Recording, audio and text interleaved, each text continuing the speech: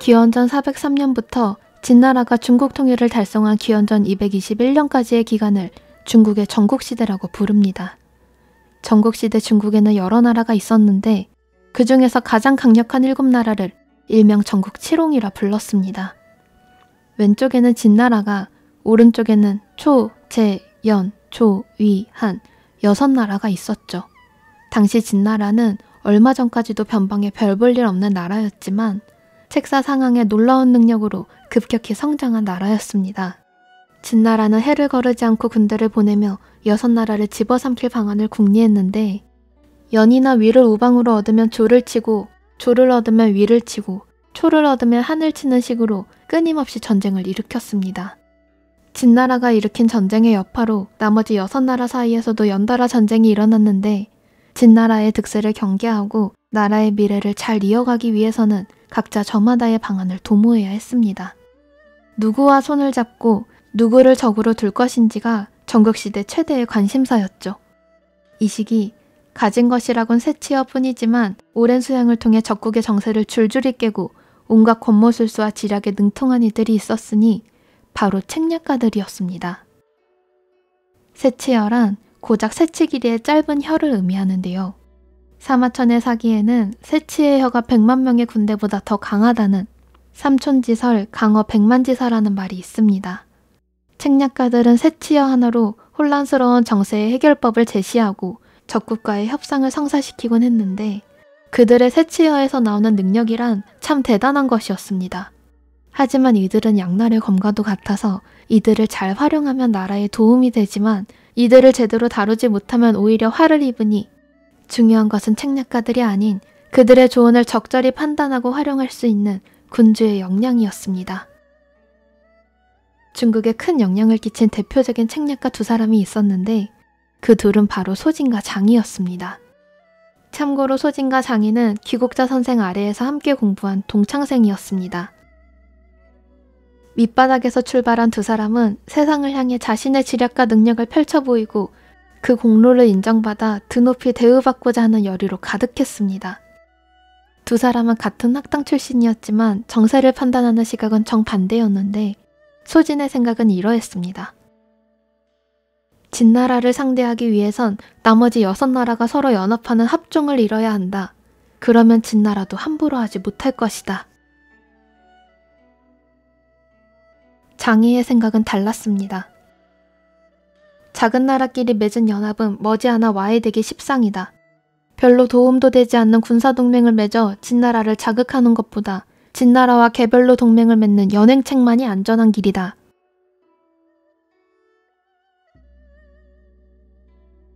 참고로 합종에서 종은 세로 종을 의미하고 연행에서 횡은 가로 횡을 의미합니다.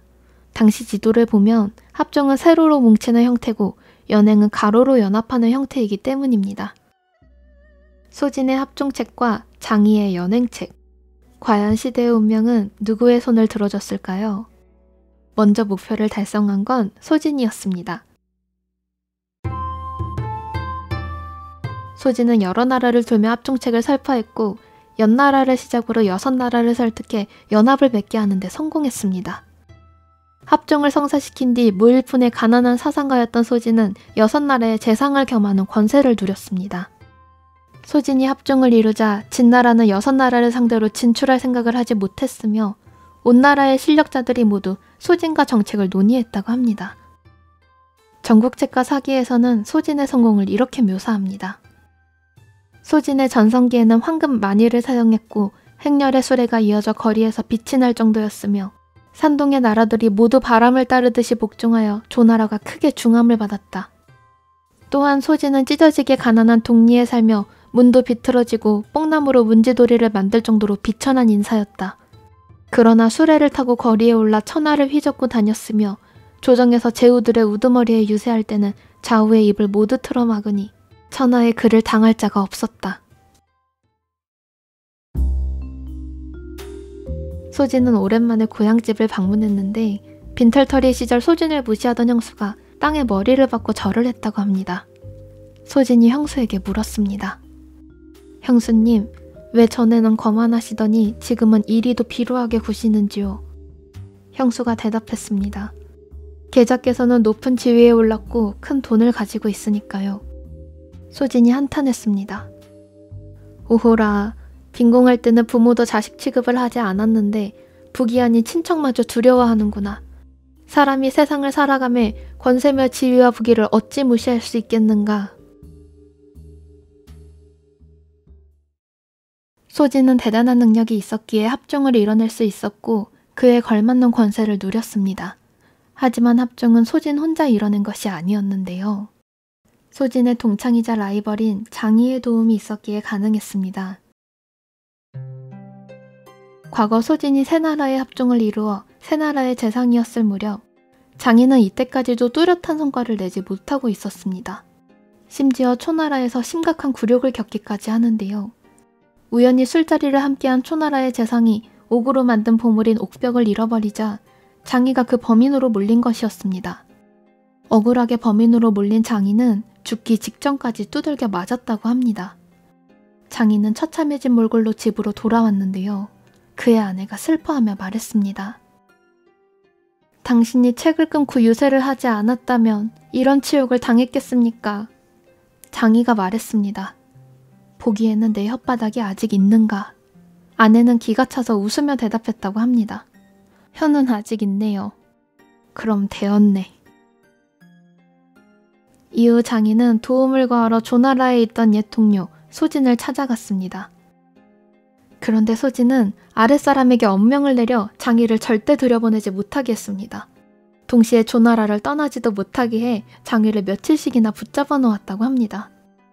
그렇게 며칠이 지난 후 비로소 장이의 아련을 허락하였는데 장이를 마주한 소진은 장이를 마당에 앉히고는 하인들이나 먹는 음식을 내주며 빈정거렸습니다. 자네 능력이 이 정도밖에 안 되는가? 내가 자네를 출세시켜줄 수도 있겠네만 사실 자네는 자격이 안 되지. 소진은 말을 마치자마자 자리를 떠버렸습니다. 장이는 복수심에 이를 갈았습니다. 동방 6제후국은 소진의 세력권이었기에 진나라밖에 없다는 판단이 서자 장이는 서쪽 진나라로 발길을 재촉했습니다. 하지만 요즘으로 따지면 가난한 취업준비생이었던 장이는 당장 다른 나라를 방문할 여비도 없는 궁색한 처지였습니다. 이때 장이에게 도움을 건네는 한 상인이 나타나는데 그는 장이에게 당장 필요한 말과 수레, 돈 등을 지원하며 장이를 도왔습니다. 장이는 우연히 만난 낯선 상인의 도움으로 무사히 진나라에 입성하는 데 성공했습니다. 진나라에 도착한 장이는 그곳에서 해문왕을 만났고 자신의 사상인 연행책을 설파했는데 해문왕을 설득하는 데 성공해 마침내 진나라의 재상으로 등용되었습니다. 취업에 성공한 장이는 어려운 처지에 자신을 도와줬던 상인을 떠올렸고 그에게 지난날의 도움을 보답하려 했습니다. 그런데 상인은 자신의 정체가 사실 소진이 보낸 사람이라고 밝혔습니다. 소진은 장이가 어려운 시절을 잘 넘길 수 있도록 정체를 숨기고 도와준 것이었는데요. 소진이 장이를 박대했다가 뒤에서 몰래 도운 이유는 그때까지도 아직 성공하지 못한 6나라의 합종을 완성하기 위함이었습니다.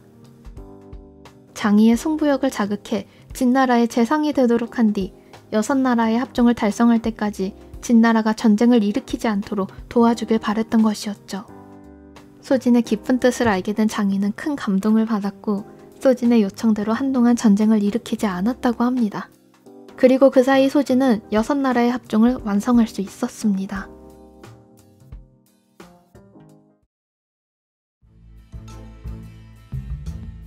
시간이 흘러 오랜 기간 조용하던 진나라는 슬슬 연행책에 시동을 걸기 시작했습니다. 우선 합종을 통해 연합한 6나라의 동맹구도를 와해시키는 것이 목표였죠. 장이의 첫 번째 타겟은 과거에 큰 굴욕을 당했던 초나라였습니다. 장이는 진나라의 승상이 되자마자 초나라 승상에게 경문을 던져 옥벽 정도가 아니라 너희 나라를 훔칠 테니 잘 간수하라고 경고했다고 합니다. 초나라를 찾아간 장이는 군주 초해양을 만나 달콤한 제안을 했는데요. 제 나라와의 동맹을 끊는다면 땅 600리를 바치겠다고 약속했습니다. 초해양은 이게 웬 횡재냐며 부랴부랴 제 나라와 인연을 끊어버릴 준비를 했습니다. 기쁨에 들뜬 초해왕을 여러 신하들이 축하하는 가운데 유독 홀로 어두운 낯빛을 한 사람이 한 명 있었으니 그의 이름은 진진, 제나라 출신의 책사였습니다. 초해왕이 물었습니다. 한 사람의 병사도 쓰지 않고 한 사람도 상하지 않으면서 상호의 땅 600리를 얻었으니 과인은 스스로 지혜로웠다 생각하고 모든 선비 대부들이 축하하는데 그대만 축하하지 않는 이유가 무엇이오? 신이 보건대 상호의 땅을 얻을 수 없을 뿐만 아니라 우환이 닥칠 것이옵니다. 그러니 감히 망령되이 축하하지 못한 것입니다. 왜 그리 보시오? 진나라가 왕을 중히 여기는 것은 왕에게 제나라가 우방으로 있기 때문입니다. 지금 땅도 얻지 않은 상태에서 먼저 제나라와 절교를 하면 초나라는 고립될 텐데 진나라가 또 무엇 때문에 고립된 초나라를 중시하겠습니까? 먼저 땅을 받고 절교하겠다고 하면 진나라는 분명 들어주지 않을 것이고 먼저 제나라와 절교하고 땅을 달라고 하면 분명 장이에게 사기를 당할 것입니다. 장이에게 사기를 당하면 왕께서는 필시 그를 원망하시겠지요. 그렇게 서쪽으로 진나라를 우환으로 만들고 북으로 제나라와 절교하면 두 나라의 군대가 반드시 들이닥칠 것입니다. 진지는 미래를 위한 해결책까지 덧붙였습니다. 왕께서 취할 최고의 계책은 몰래 제나라와 연합을 공고히 한 뒤 겉으로만 절교하고 사신을 장이에게 딸려 보내는 것입니다. 진실로 우리에게 땅을 줄 때 제나라와 절교해도 늦지 않습니다. 초의 왕은 계책을 듣지 않고 고집을 부렸습니다. 내가 하는 방식이 옳소. 그대는 입을 닫고 내가 하는 일이나 지켜보시오. 초나라는 결국 제나라에 절교사절을 보내고야 맙니다.